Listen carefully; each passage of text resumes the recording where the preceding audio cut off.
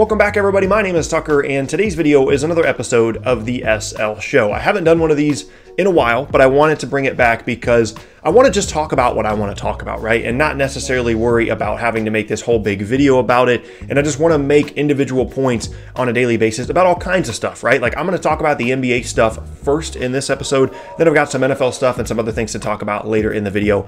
But this just allows me to talk about what I want to. I'll leave timestamps down in the description below for you guys to skip around to different things. And then I will be releasing individual videos as well, cut up of individual topics. But for today, we're going to be talking about LeBron's newly minted MVP case, where a lot of people are now talking about LeBron James as a legit MVP candidate and potentially MVP favorite over Giannis Antetokounmpo. Then we've got Malik Beasley and Shake Milton breaking out for their respective teams. There are definitely some numbers that I want to go through with you guys there. There are also some Al Horford trade rumors. Obviously, it would have to be this offseason for it to actually happen, but there are some things happening around that possibility. And then at the NFL, we've got the Tony Romo TV extension that I definitely have some thoughts on, and then some free agency stuff with Jameis Winston likely leaving the Bucs, and then Yannick Ngakoue basically saying that he is absolutely going to leave the Jacksonville Jaguars via Twitter today. So lots of stuff to talk about. Let's go ahead and get right into it. Okay, so LeBron for MVP. This is a story and a headline that has started to gain steam recently and has kind of come to a head now with this Lakers-Pelicans game from last night, because LeBron was incredible in that game, as he has been in many of them, but it's a national TV game, it's against Zion, and you could kind of feel LeBron saying to Zion, you know, it's not quite your turn yet. Like, I know I'm 35 years old. I know I'm in my 17th season, but it's not time for you just yet. And you could tell that LeBron had a little something extra for this game, national TV game. And afterwards, Pelicans coach Alvin Gentry basically said, I don't understand why this guy isn't the MVP favorite. And he absolutely destroyed the Pelicans. I mean, they had no answer. They didn't have a wing defender with the size to defend LeBron. And it was a huge issue for them. I mean, they had Brandon Ingram and Josh Hart, Drew Holiday. It didn't matter. He destroyed them. And so it makes sense, right, for post-game Alvin Gentry to be like, yeah, he's really good. He should be the MVP favorite.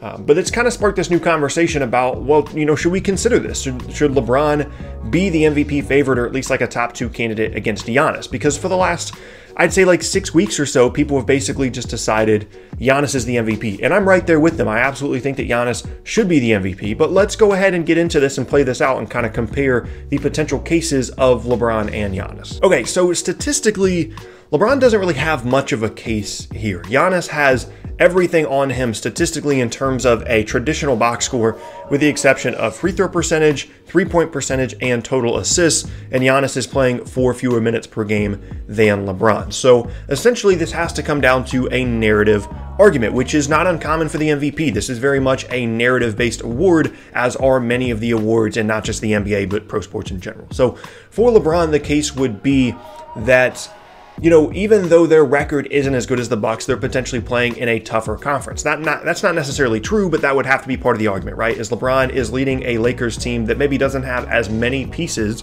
around him as Giannis does in Milwaukee, which is kind of funny that that would be the argument. But maybe you could make that case, right? Even though LeBron does have Anthony Davis, he doesn't really have a whole lot behind that. Meanwhile, Giannis has Chris Middleton and Eric Bledsoe and all these shooters around him. He's more comfortable in this system, and LeBron is doing more with less. You could maybe make that argument, right, in terms of that kind of narrative. It's interesting how that would be turned around on LeBron, but let's just say that that's the case, right? You could also say that, you know, he's having a more impressive season overall. He's more impactful. He's more valuable for this Lakers team. And maybe you grade him a bit on a curve, right? Because you're considering the age, the comparison between a 35-year-old and a 25-year-old and what they're bringing to their respective teams. And maybe you start to build a case that way. And then lastly, you would just say LeBron's the best player in the world, right? Like, he's better than Giannis. That would be part of your argument. You just say, late in a close game, I like LeBron more. LeBron controls the game more. He has a bigger impact on the game, and he's just a better player. That would be your whole argument for LeBron for MVP, right? Like, you'd say, yes, I understand what the statistics are. I understand that the Bucks have a better record. I understand all of those things. But from a narrative standpoint, LeBron has simply had a better season considering his age and things like that. And having said all that, I think all those are good points.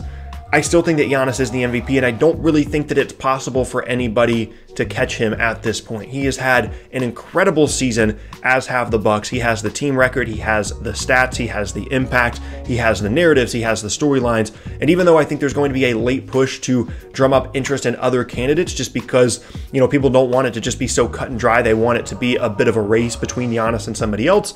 I don't think it's realistic to expect someone like, you know, James Harden or Luka Doncic or LeBron James to realistically challenge Giannis for MVP this season. So he's absolutely still my pick. Okay, moving on now, let's talk about Malik Beasley. This is a guy that was a really interesting trade piece at the deadline because it was pretty well known that he has some talent, right? Like, he's a good young player. But Denver has so many guys that can play in their rotation that when he got minutes, it wasn't necessarily as consistent, at least this season. Last year, he had a much better year, started to get more minutes, but he's a guy that's strong, is athletic, has some skills, can shoot, is a streaky scorer type wing/two guard. And ultimately, the Nuggets decided to move on from him and move him to Minnesota. And Beasley has been better than I would think anybody really could have expected in 9 games with the Timberwolves. He's over 20 points per game, 43% from the field, 40% from 3 in 9 games with the Timberwolves. Now, to be fair, they've only won 1 of those 9 games, and Cat has not played in any of the last 8 games. So it's not necessarily the situation that he's going to be in his entire time in Minnesota. He's not going to be getting this many shots. He's not going to be this big of an offensive focal point. This is more of a situation where they need him to score, and he's fulfilling that role, but isn't necessarily indicative of a player that's making some kind of huge leap skills-wise, right? So there's 2 sides of this. You could say, wow, look at Malik Beasley, he's really breaking out. Despite the fact that he has more offensive attention on him now than he's ever had at any point in his career, he's suddenly a 20-point-per-game guy, and now maybe he's this really critical third piece for the Timberwolves, especially as a scorer, along with Karl-Anthony Towns and along with D'Angelo Russell. And when all 3 of those guys are healthy, maybe that's a really interesting 3-man group considering their age and their skill set, right? Like, maybe that's part of it. Or maybe the other part of it is, this is just a guy that's getting a ton of offensive responsibility on a team that's not winning very many games, on a team that's not defending very well, and he's just taking advantage of that opportunity. He's taking a ton of shots, and he's making them, but once he starts missing them, is it going to look as impressive? Those are the 2 sides here, right? For me, I'm leaning more towards the wait and see model, right? Like, I'm still in between. I think it's definitely impressive considering this is a guy that is in a new situation, just got there and is immediately putting up points on pretty good efficiency. The stuff from the field isn't great, but when you're shooting that well from 3-point range, you can kind of make up for a relatively low field goal percentage. And that part is definitely impressive. Like, it's not easy to just show up to a new team, especially a team that's bad, a team that's losing, that's missing its best player in Karl-Anthony Towns, and just step up and immediately be a big-time scorer, right? So that definitely makes sense, but I'm still in wait-and-see mode just because it could be, he could just be a guy that needs a lot of shots to be effective, and that might not necessarily be his role once Karl-Anthony Towns is healthy and they have him and D'Lo on the same page going into next season. But the other part of this is, why in the world did the Denver Nuggets trade Malik Beasley? Like, he's clearly a good player. He's clearly a guy that can play for them. I never really understood this part of the deal for them initially. They gave up a handful of players. I mean, they got back like Keita Bates-Diop and Noah Vonleh in a first-round pick, but it seemed like the mindset at the time was, well, we want to open up some minutes for Michael Porter Jr., right? And the front office or the ownership or whoever, the higher-ups basically were saying, all right, Malone, Coach Malone, like, you need to play Michael Porter Jr., and we're going to force your hand because we're going to take away some of the other rotation pieces that have been in front of him so you can go ahead and force him out onto the court. Like, that made sense at the time, I guess. Like, I don't necessarily love that mindset because it shows a disconnect between the front office and the coaching staff, but I guess you could make that argument that they wanted to open up minutes for him, right? Well, Porter Jr. missed a couple of games due to injury, and since he's come back, has really not upped his minutes totals at all. It's not like he's really getting very many more minutes than he was before. Now, to be fair, it could have to do with the injury, and they want to make sure they're bringing him back slowly. But if the big benefit of this was the fact that they were trading a guy in Malik Beasley that was a restricted free agent, and they wanted to open up space in the rotation for Michael Porter Jr., and then they get the first-round pick that they can maybe invest in someone later on or move in a different trade, then that makes sense. But if Porter Jr. is not getting the minutes, then what does it matter? So this is still kind of a wait-and-see situation for me in terms of grading the 2 teams in the deal and also grading Beasley's performance with the Timberwolves, and they also still have to bring him back on a new deal. So I'm kind of in wait-and-see mode still for Beasley, but you have to be impressed for sure by the production, regardless of the shot volume so far in Minnesota for him. Okay, moving on now, let's talk about Malik Benjamin Shake Milton of the Philadelphia 76ers. This guy is really an incredible story and is near the top of the list of players that I think are going to get their own YouTube video of like, oh, they started here and now they're this great scorer in the NBA. You guys know what I'm talking about. Those videos that are going to get like a couple 100,000 views is like a profile of this guy's, young life and his career up to this point. And he's a guy that's really stepped up in the absence of Ben Simmons and Joel Embiid. And there's a really interesting quote from Brett Brown, the head coach of the Sixers, after Shake Milton has started to have, a couple of really good games in a row. And Brett Brown was basically, I'll read you the quote. He said, well, you sit down and you speak to every player and explain very clearly, this is your role. And my discussion with Shake is, you're not playing. You're not in the rotation. I'm going with Alec Burks and Josh Richardson and Ben Simmons. You have to stay ready, and this is your role, just so that we're nice and clear. And I think that's a really interesting bit of honesty from Brett Brown, basically coming out and saying, like, yeah, we didn't necessarily see a ton with this guy. We thought he was a good player. We thought he could be something. But in terms of a right now contributor, he wasn't going to be in the rotation. And he told him that straight up. He had one game earlier in the season where he had like 25 plus points, but he really wasn't in the rotation until the last like 5 or 6 weeks. And now he's had 17 plus in 4 of his last 5 games. He's hitting a ton of threes. At one point, he had made more threes in a row between multiple games in NBA history. Like, this guy has just been on a complete hot streak. And that's kind of my issue here, right? Like, I want to be excited about Shake Milton, and I think that he's someone that fits well in Philadelphia. He's someone that this team definitely needs his skill set, right? Like, they need someone that can create shots as a guard. That's what they've been looking for forever. That's what Markelle Fultz was supposed to be. And I'm not saying Shake Milton is going to be Markelle Fultz. I'm just saying they definitely have a need for the kind of player that he is, right? Shot creator, guy that can shoot, guy that can space for them. Makes complete sense. But here's the thing.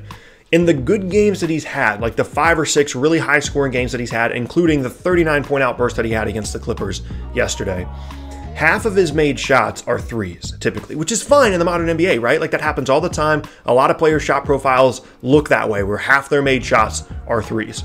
But the thing is, before now, he'd never really shown incredible consistency from three-point range, which opens up the possibility that maybe this is just a hot shooting streak for this guy, and once that cools down, does his value to this team still hold up? I still think he's going to be a useful player, but does his value overall hold up to the way it is right now over these last couple of games? Certainly not.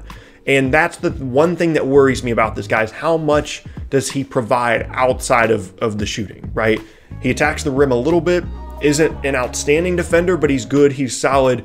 And so I think he's still going to be a rotation player for them when Simmons and Embiid come back. And you love to have the shooting, you love to just have another guy as an option. But in terms of some like breakout big time piece for them, I'm still definitely questioning a little bit. I think he's good, absolutely, but the streaky shooting aspect of this definitely makes me a little bit nervous. I mean, like I said, this is a great story, and you can't really ever have too many guys that can create their own shot and make threes, especially in Philadelphia, and getting him this level of confidence will definitely help as we get to the postseason. But if a game rolls around where he goes 0 for 5 from 3 for 2 points, I wouldn't be surprised, and you're looking at it thinking, okay, this guy can really only score if he's making threes. Is this an issue? And again, it's something that a lot of players around the league nowadays, that's just the way their shot profile looks. But I would maybe just pump the brakes a little bit on the Shake Milton hype, even though he's been incredible. Moving on now, let's talk about some Al Horford trade rumors. There was a report that came out yesterday, as of the recording of this video, through Bleacher Report. It says, barring a deep postseason run, offseason changes may be coming for Philadelphia, and Jeff Zilgett of USA Today reported that big man Al Horford could be on his way out. Quote, though the Sixers did not try to move Horford at the trade deadline, that might be a possibility in the offseason.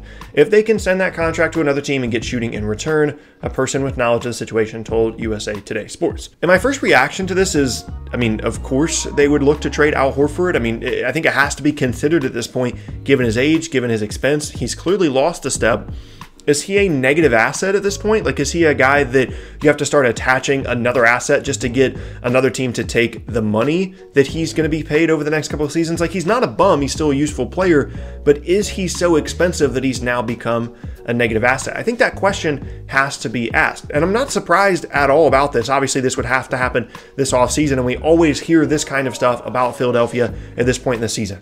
If they don't make a postseason run or make a deep postseason run, ...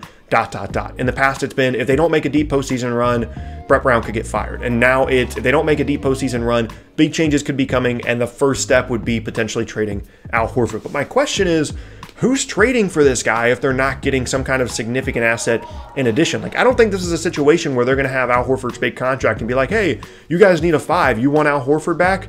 Send us 2 shooters and we'll be good. Like, I don't think that's how this is going to work at all. And they're absolutely right in the fact that they do need shooting, but I don't think that he's some big trade piece that's going to be able to make that happen for them. And overall, this is frustrating from a front office standpoint in Philadelphia because they've screwed up like the last 6 or 7 different moves that they've tried to make. You could argue for the Jimmy Butler move, whether it's trading for him initially or trading him for Josh Richardson later on. Like, you can definitely make a positive argument for that.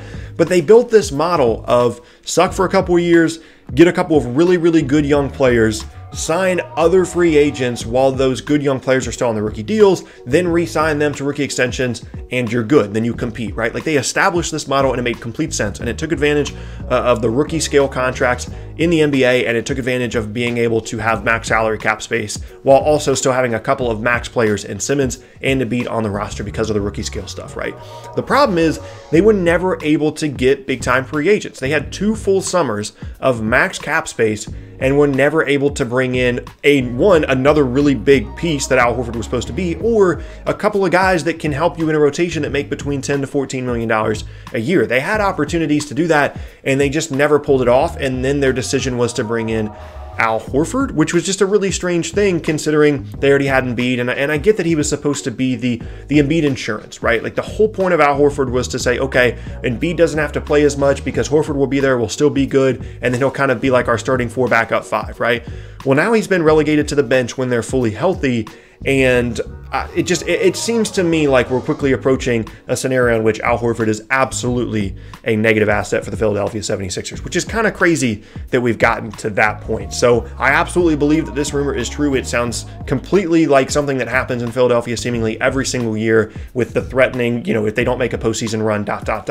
And I wouldn't be surprised for a move to be made this offseason, but I question the value Philadelphia would get in return and how they would make this work without attaching another asset along with Al Horford just to get rid of his money at this point. Okay, now let's talk about some football stuff. And I think the biggest story of the last week or so in the NFL, even with the combine and everything going on, has been this new Tony Romo TV extension. And he kind of was in the middle of this perfect storm in terms of the context around him needing a new contract. So it was a situation where ESPN and CBS both really wanted Tony Romo, right? His initial contract with CBS after he retired had run out, and he was really, really good as an analyst for them.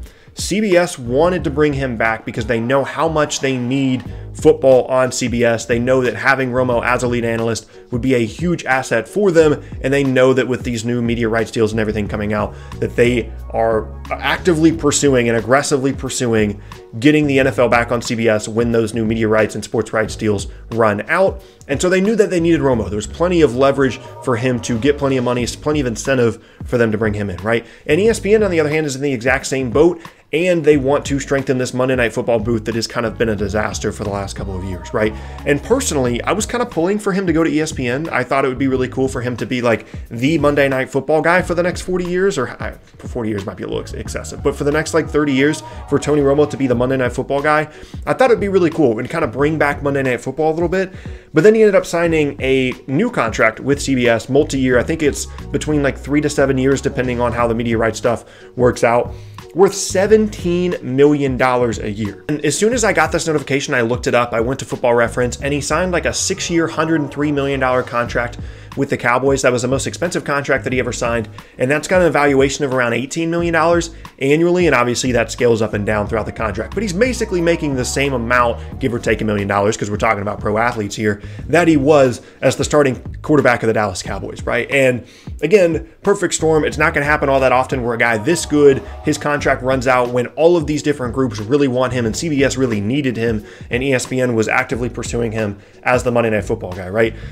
Now, I think this is really interesting because there's going to be a situation, like this is going to happen, right? Like how long do you think it's going to be until a player is under a contract negotiation with a team And you know how they'll be like, yeah, I want to be top 5 highest paid at my position, right? Or this guy isn't as good as me. I need to be paid more than them.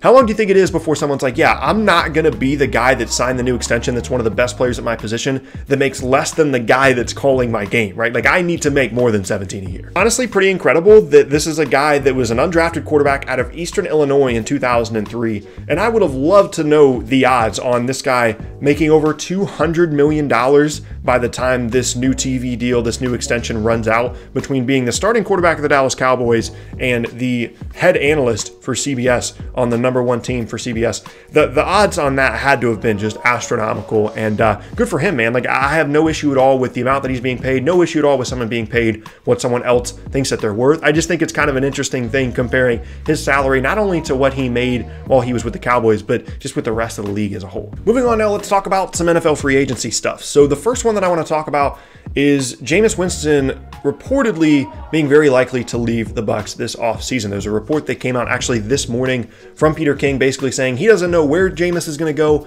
but he's very likely not returning to Tampa Bay. And this has been kind of building over the last couple of weeks. The relationship between him and the franchise, and specifically Bruce Arians, doesn't appear to be great. And they've reportedly considering using their franchise tag on Shaq Barrett, the pass rusher, rather than Jameis Winston, which made it even more clear that a long-term contract in Tampa Bay is probably not in the cards for Jameis. And this is an interesting situation because I feel like there's this QB carousel thing that's happening this offseason that's mirroring a lot of what happened in the NBA, where there are a lot of big names that could be going this way and that way, and it's creating a buzz around the NFL in the offseason that I haven't really felt in a while, and it does feel very much like the NBA, which is obviously something that I cover a lot more extensively, at least in terms of the free agency stuff, right? Because typically in the NFL, you'll have big name free agents, but they'll be like, you know, a big name corner or a defensive tackle or an offensive lineman. It's never really quarterbacks. Like, quarterbacks either get traded or they retire or they start to suck or they get released. Like, you never have a guy signing a big free agency deal in the NFL as a quarterback with a different team. At least it doesn't happen all that often, right? But this offseason, I mean, Drew Brees still does not have a new contract with the team. Tom Brady could be going somewhere. Phillip Rivers is absolutely going somewhere, and it seems like Jameis Winston is as well. And I think this is really good for the NFL. And in terms of where Jameis is going to end up, I have no idea. I think it would be really interesting if he ended up somewhere like the Patriots, right? Like, I think if he ended up in New England and Tom Brady left, I'd love to see what Jameis Winston under Bill Belichick would look like. But there's so many interesting destinations for quarterbacks around the league this year. Looks like Phillip Rivers to the Colts is something that's being heavily considered. Maybe Jameis to the Raiders, maybe Tom Brady to the Raiders, maybe Tom Brady to the Chargers. There's so many different combinations that you can mix and match here that are really interesting. But for me personally, I'm a little sad that Jameis Winston is leaving Tampa Bay, because as a Panthers fan for the last, I don't even know how many years, every single year I know that we have 4 games against Drew Brees and Michael Thomas, Matt Ryan and Julio Jones, and it's exhausting going into it knowing these guys are going to destroy us. Our secondary is never that good, and they're gonna be like 30 for 35 by the end of the game, and Julio and Michael Thomas are gonna have 150 yards, right? Like, Julio one time had that like huge 300-yard game against the Panthers, and it's just depressing knowing that you're going up against those guys every year. And it was just always comforting knowing twice a year we're gonna play Jameis and he was gonna give us the ball twice, whether it was a fumble or a pick. Twice a game he was gonna give us the ball, and it was this nice comforting thing knowing we had that guy in our division, and I'm gonna be sad to see him go for sure. And last up now, I want to talk about Yannick Ngakoue of the Jacksonville Jaguars to finish off today's show. And it's not necessarily about the mechanics of free agency, and it's not necessarily about where I think he could go. It's just about the confidence that this guy has to tweet out this morning. The Jaguars are aware I no longer have interest in signing a long-term contract in Jacksonville. I love you and gave you guys everything I got. I'm thankful for the journey and look forward to continuing my career elsewhere. This is a guy that's been one of the best pass rushers in the league over the last handful of seasons and is seeking a new contract this offseason, and the Jaguars are reportedly planning on using their franchise tag on him because they have not been able to reach a long-term contract extension agreement.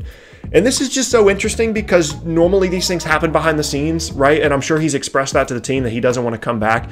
And the NFL has this franchise tag thing that is pretty controversial, where basically they can pick one player every offseason for a huge amount of money in 1 year and basically say, you can't go to free agency, we tag you, you're going to get paid like $20 million this year, depending on the position, and you're going to be coming back next year, and you don't really have a choice unless you want to hold out, not sign it, and then we can try and like sign and trade you with something. But things get a little bit messy, and most players end up signing the franchise tag and leaving later, or trying to, come up with a contract extension down the road. Ngakoue has basically come out and saying, yeah, they're going to try and franchise tag me. I'm not interested in playing there. So other teams around the league, I'm available to all of you guys. Just make an offer, try and trade for me. Let's work out a contract extension because I'm not coming back to Jacksonville. He's basically saying, like, I'm going to hold out. I'm not going to play. I'm not going to sign the franchise tag. Whatever you guys want to try and do, it's going to be a waste of time. I'm not coming back. And I kind of respect it. Like, I think that this is potentially this, not necessarily this specific thing, but this generation of NFL players, I think, are going to start to take on a little bit more of this player empowerment stuff that we're seeing in the NBA, where guys are like, okay, I understand that there are some things going against me in this CBA. There's the franchise tag, there's all these other things, but I want to control my own destiny. I want to control my own value on the market, and I want to control where I play. And if I don't want to be in Jacksonville, I don't have to be in Jacksonville, right? That's basically what he's saying. And I wouldn't be surprised if this becomes a little bit more of a thing, this navigation of the franchise tag, because the NFL is certainly much more consistent in terms of guys that continually stay with one team. You see much more long careers with one team if guys make it that long in the NFL than you do in the NBA. And as a result, free agency is not as big of a deal. And maybe this kind of mindset is something that more players will start to adapt because this is, so public, and potentially you could see more players do this, and maybe a little bit more free agency movement and just a little bit more player empowerment in the NFL. But yeah, there you have it. That is going to be the end of a pretty significantly long SL show today. As always, if you have ideas for other things you want for me to talk about, questions, things like that, other segments, then be sure to leave those down in the comment section below, and I will absolutely take a look. And yeah, I'll be back tomorrow. Like I said in the beginning, my name is Tucker, and I will see you all next time.